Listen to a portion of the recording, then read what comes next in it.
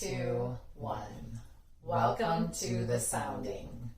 We aim to provide sexual trauma survivors with a path to healing in order to tell their stories. Before we get started, we always let you know right away that although we have expertise in our own lived experiences, we are not therapists, doctors, lawyers. We don't know it all. We're just here sharing from our hearts and hope that you find this helpful. So I'm going to pass it off to Dina for today's amazing topic. So today we are going to talk about shadow work. And that is a term I think that's coming up more. And unfortunately, it sounds scary. So I know when I talk to my clients about shadow work and the purpose for doing it in healing the body, because that's my main focus, people get frightened of it. So I just want to kind of talk about it in a more light way and explain what it is. So shadow work is the idea that we have fragmented memories, because when things happen to us, they're so traumatizing that the body can't take it all in one scoop. And so it kind of sends it out into fragments, and it stores in bodies in different areas, the liver being one of those main areas. Our liver is responsible for holding a lot of our emotions. So shadow work is when we are ready to face those memories that stunt our ability to move forward in a healthy way, or keep us from enjoying life and feeling joyful. And so it's important to know that shadow work doesn't have to be scary. It's simply giving yourself the space, which I'll talk about at the end as my healing practice, but providing a space that's safe so that you can delve into these memories and start to kind of think about when things activate you, that they're coming from a real experience. Could be a breakup, could be sexual trauma, could be living in a hostile childhood or a car accident. There are many things that cause trauma in the body, and we don't really understand how they impact us until we start to delve into them and the understanding of the why. So shadow work is simply sitting with yourself, kind of in a mirror, and reflecting on maybe how you behaved that day, if you had an experience that was off-putting or triggered your nervous system. And so when you think about these things, then you can start to understand why you react the way you do. And I think a lot of us tend to have, I don't know if codependency, but because that's a word that we use, we tend to want to talk to other people about our traumas. Trauma bonding is something that's talked about a lot right now. And although I think that's a beautiful thing, especially in talk therapy, really shadow work is sitting with yourself and not looking for validation, not looking for sympathy, but really learning how to sympathize with yourself, going back and recreating those memories and maybe acting different, because time is linear. And when we go back and we give ourselves the opportunity to see things differently, or understand that we would handle them differently now, it allows them to come to light. And that's the whole point of shadow work, is letting these things come to light, being patient with yourself and loving yourself through the process, understanding that we all do these things, we all have these traumas. But as you release them and allow them to come to light, it really helps to settle your nervous system and allows you to handle things differently. And Shea talks a lot about breath work and mindfulness, and a lot of that is the shadow work too, learning to take a breath and not react in certain situations that would have had you react before. Forgiving yourself for not having those tools. And inner child work really does play into shadow work.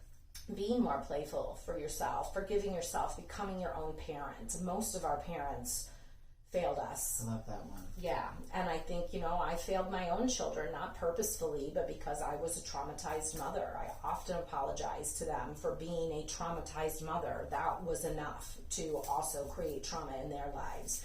And so as we release this trauma, as we take responsibility as human beings to love ourselves, fill our vessels first, and do the real work, then we go out into society, and then we can help others, because we cannot fill from an empty cup. So you have to love yourself, not be afraid of these old things that happened to you and how you responded when you didn't know better. So learn who you are through the shadow work. Learn to love yourself, and then give yourself grace, because that's part of it. Like, we all have to give ourselves grace. So that's shadow work in a nutshell. There's lots of videos out there about it, but it's simply, for me, when I was forced to do shadow work, I found myself alone and going through the criminal justice system and traumatized, and people left that I didn't want to leave. And now I understand that that was all for my betterment, and it forced me to sit alone. And so what I did was created safe spaces for myself. I got out my yoga mats. I created altars in every room of my house with the things that brought joy to me, with incense and with essential oils. I saged, I Palo Santo'd, I put on frequency music. I listened to a lot of Law of Attraction, because that's what spoke to me, and Joe Dispenza, and people that had been through complex PTSD. And so it's about setting up a safe space where it's your place, and you know that while you're there that you can be free to just sit in this and find peace, and then eventually joy in releasing all of these things. So creating a safe space is key to healing, in my opinion.